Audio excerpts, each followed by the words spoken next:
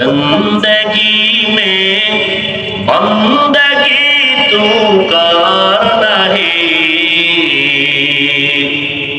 जिंदगी में बंदगी शर्मिंदा है, जिंदगी में बंदगी शर्मिंदा है।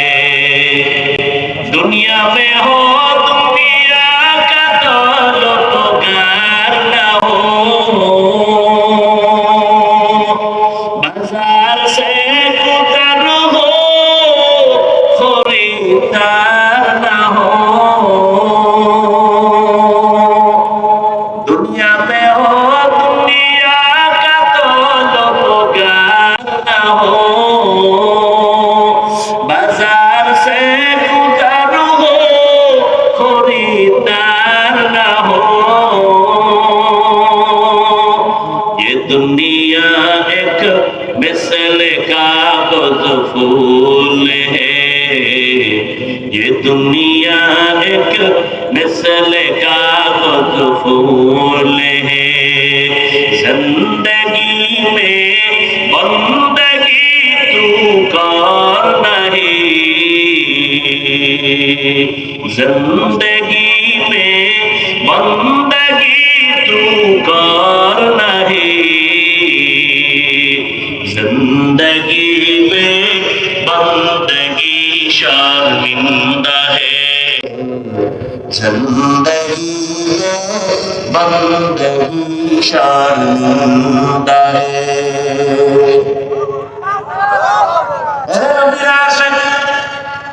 সাহায্য কেন চাইবো তার জবাব দিয়েছে আমরা সবাই বড় দুর্বল।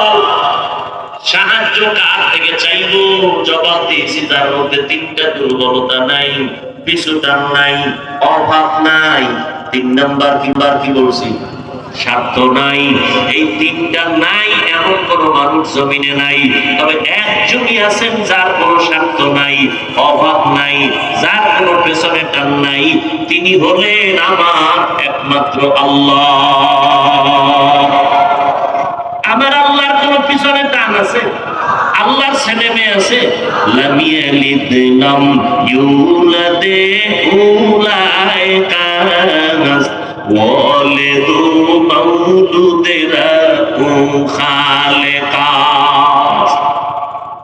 আল্লাহ কাউকে জন্ম দেন নাই, কারো থেকে জন্ম নেন নাই, আল্লাহর কোনো পেছনে টান নাই। আল্লাহর স্ত্রী নাই যে বলবে আমারে দাও, আল্লাহর ছেলে মেয়ে নাই যে বলবে আমাকে আগে দাও। আল্লাহ বলেন আমার একমাত্র আপন হলো মানুষ। আমি বড় আদর করে মানুষ বানাইছি। আমি আল্লাহ দরজা খুলে প্রতিদিন ডাকি। প্রথম আসমানে আমি আল্লাহ ভোর রাত্রে হাজির হয়ে যাই। আমি আমার বান্দাকে দেওয়ার জন্য ভোর রাত্রে আমি প্রথম আসমানে আসি বান্দাকে দেওয়ার জন্য। ও বান্দা কি লাগবে বল, আমি আল্লাহ তোমার আশা পূরণ করার জন্য রেডি হয়ে গেলাম। চাইতে দেরি হবে, আমি আল্লাহ তোমাকে দিতে মোটেও দেরি করব না। আল্লাহ দেওয়ার জন্য উদ্গ্রীব হয়ে আছেন।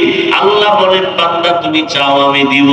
আল্লাহকে টাকার মতো ডাকো, আল্লাহ জবাব দিবেন উদউনি আস্তাজিব লাকুম। আল্লাহ তাআলা দেওয়ার জন্য আল্লাহ প্রস্তুত হয়ে থাকেন। আল্লাহর পেছনে কোনো টান নাই। আল্লাহর কোনো অভাব আছে নাকি? নাই। আল্লাহ পাক বলেন আমি আল্লাহ হলাম শ্রেষ্ঠ ধনী, আমি প্রশংসিত ধনী। ও আল্লাহর বান্দারা, আল্লাহর কোনো স্বার্থ পর্যন্ত নাই। আল্লাহ পাক বলেন আমার স্বার্থ আমার গোলাম, আমার বান্দা।